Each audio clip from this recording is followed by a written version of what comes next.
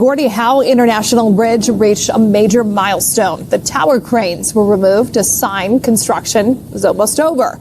But a new report suggests the bridge's opening could be delayed by 6 months. Our Veronica Ortega is getting answers. According to the Windsor-Detroit Bridge Authority, work on the Gordie Howe International Bridge is progressing towards its completion of fall 2025, with only 2% of construction remaining. But when will the bridge be open to the public? All right, let's cut through the noise here. The story you're not being told is very simple. Donald Trump saw danger at America's doorstep. He acted. That's the short version. Weak leaders are begging for patience and looking the other way. Trump said no.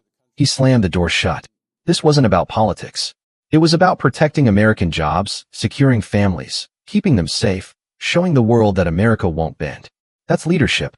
Trump's a lion. Like that's strength, and that's what this fight is about.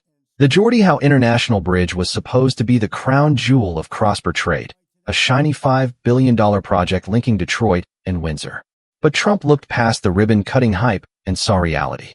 That bridge wasn't just a highway for goods. It was a highway for risk. Fentanyl, illegal crossings, and cartel pipelines all flowed through the corridor. So Trump shut it down. Now critics are screaming, "Oh, chaos. Oh, it's all terrible." But ordinary Americans, they see the truth. He wasn't protecting Canada's ambitions. He was protecting American. Even local reporters see it. Carney's crown jewel bridge is already wobbling. Delays prove weakness, and there's no progress under his watch. Like without Trump's intervention, that bridge would have become another open door for smugglers. Like instead, it's become a symbol of America's refusal to let foreign interests dictate our security. Canada called it reckless. Trump called it necessary. And guess who history is going to agree with? Just saying. The fallout was immediate, and it was brutal for Canada, not for the United States. Factories across Ontario and Windsor ground to a halt.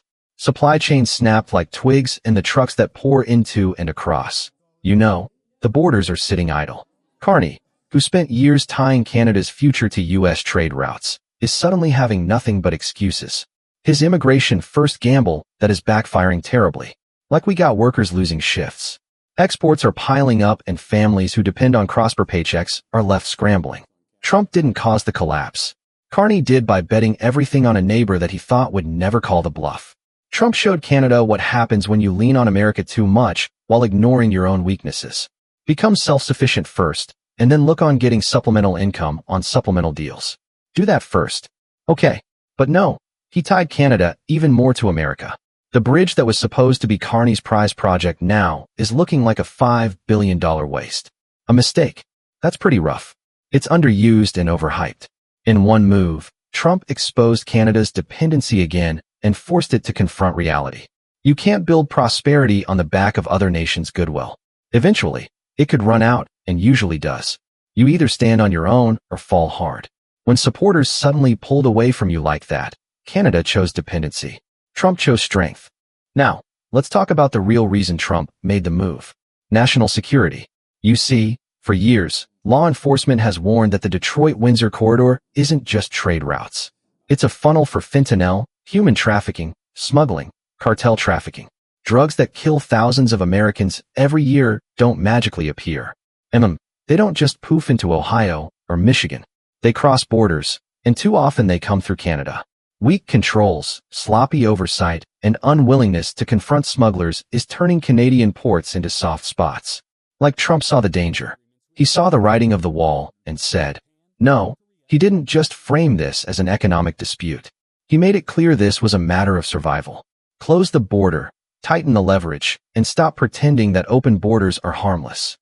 The S&P report indicates construction delays at both the Canadian and U.S. ports of entry facilities could postpone the bridge opening. So, I sent emails to the Canada Border Services Agency and U.S. Customs and Border Protection. CBSA provided a limited response via email. It says handover of the building started in early 2025 with the CBSA receiving access to the facility to start its installation of equipment. CBSA employees have begun to occupy the port of entry buildings. The CBSA will be ready to provide services at the Canadian port of entry by the opening date. Meanwhile, U.S. Customs and Border Protection deferred my inquiry to the Windsor-Detroit Bridge Authority. WDBA's response outlined all of the work being done at the 13 structures at the U.S. port of entry, including interior work like desk and light fixture installation. Similar work is taking place at the 11 Canadian port of entry structures. WDBA added that their priority for this project is quality and safety, and neither will we compromise, and they're committed to keeping us informed as they work toward the opening, and so will CBS News Detroit. I'm Veronica Ortega getting answers. Now, while Carney's fuming about trade, Trump is focused on his priorities. All right, the families buried loved ones from overdoses.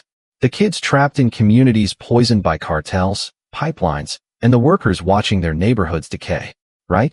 I remember seeing many videos in the past of Trump meeting these specifically angel moms, or wives of military members who passed away because their husbands got killed in a conflict or families ruined by crime. He met them, and he spent time with them, and even after that when the meeting was done everyone was always so impressed with how caring and empathetic Trump is and was, and then on top of that he followed up and met with them again, and now has relationships with these families. Trump is for many people, if you can get past, the brash persona, he can say stuff that can irritate people. I myself, I've seen him say things. I'm like, okay, you probably shouldn't have said that. However, he's also a very caring man. And it's not just he's not doing this for optics, is what I'm trying to get across here. He's not doing it to look good or win votes. He's doing it because he cares. It's the right thing. Okay, because we can all say, oh, he shut down the border. Well, tell that to family members who say more recently have been murdered because of crime, drugs, right? Say that to them. Trump, he does it for a reason. Because he cares, and it's the right thing to do. All right. Critics can whine about lost revenue, but ask any parent who's lost a child to fentanyl whether they care about toll money. Trump made the only call that a leader should make. Then came what can only be described as Carney's political meltdown. Rather than standing firm and bracing his nation for unpleasant realities, he went on angry press conferences, blamed Washington, and continued to blame Trump incessantly for devastating Canada's economy. The truth is that Carney had years at his disposal where he could have buttressed Canada's position, but did not. He pinned the future of the nation on the United States, and today Canada is being tossed about as a result of his own doing. He ignored repeated warnings on crime on the border, and when the day of reckoning arrived, he didn't have a plan to protect his citizens or his economy. Carney even attempted to cover failure with words. He tweeted, "We are building Canada strong. Federal and provincial governments and the federal government are taking significant steps to build a single Canadian economy. We are poised to build a string of giant new projects in the national interest. We are strengthening our trade relationships around the world." Behind all the glitz, however, is shutdown plan, disappearing jobs, and rationalization. That is not leadership. It is spin politics to cover up profound mismanagement. Carney called Trump reckless, but many Canadians have begun to see something very different. A prime minister blaming, rather than mending, and Trump was busy defending America. Trump's actions were not political. They were about doing what is right for his people. He knows the drug-ravaged families, the crime-ravaged families. He knows them and has sympathetic understanding of them. This is not posturing, it is commitment. In contrast, Carney is fixated on protecting his own reputation. That distinction, one leader acting on principle to protect his people, the other acting out when his addiction is exposed, could not be clearer. Trump's action did more than expose the weakness of the Canadian economy. It demonstrated American strength on home turf. While factories in Windsor and Ontario idled, factories in Michigan and Ohio saw a president put them first. Workers had complained for years about jobs and opportunities lost to foreign competition and too thin supply chains. Trump's shutdown sent a clear, unambiguous message. Those days were over. America would no longer be giving up its own workers to appease Canada to its own detriment. In one evening, the tables turned. Trump became the defender of American sovereignty while Carney appeared a beggar leader asking for morsels. The weaker Canada became, the stronger America stood. The distinction between resolve in Washington and desperation in Ottawa was sounded more loudly than any news conference. Trump's America loomed over Carney's Canada.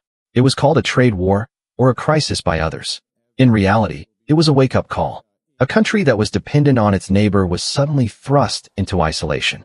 Trump taught us what happens when you play hardball with the country you are dependent on.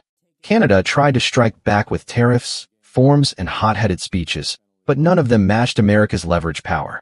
America is the world's purchaser, the largest consumer market, and Canada's best customer. Carney's so-called retribution only served to demonstrate how far gone Canada was to retain trade it no longer had the resources to lose. Trump did not blink. He understood the United States could easily outlast its neighbor in any economic showdown. For every Canadian press release, there had been an American paycheck saved. For every Canadian protest, there had been an American family comforted whose leader was marching decades of bad deals. That is not pandemonium, it is strategy. What this war was really all about at its essence was never tariffs. It was sovereignty. Trump has been showing America will not be a playground for drug smugglers or inept leadership. Carney is flailing and Trump is standing strong, willing to endure abuse in an effort to protect his country. History will be aware of the difference. One will be remembered for not acting. Even the most liberal of historians would be forced to contort the record to justify Carney as being effective. Trump is boorish, but he acted as a great president. Ultimately, Trump radiates strength while Carney radiates weakness. America isn't waiting anymore. America's leading. And that's the message echoing far beyond press releases and political spin. Friends, your thoughts? Don't forget to comment below with your view. Like this video, subscribe to this channel, and press the bell icon so that you get our new updates instantly. Your feedback gives our team strength, and I personally keep an eye on every comment. Thank you.